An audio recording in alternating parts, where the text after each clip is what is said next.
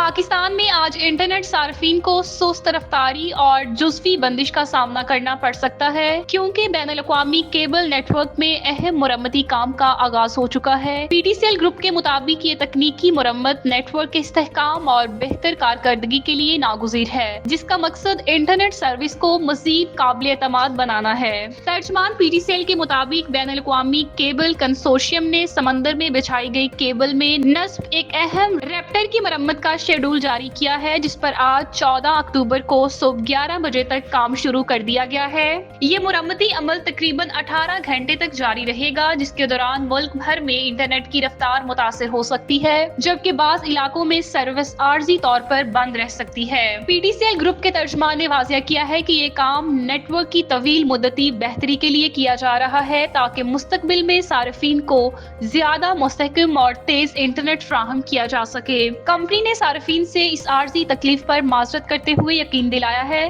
کہ مرمت مکمل ہوتے ہی سروس بحال کر دی جائے گی اور انٹرنیٹ کی رفتار معمول پر آ جائے گی۔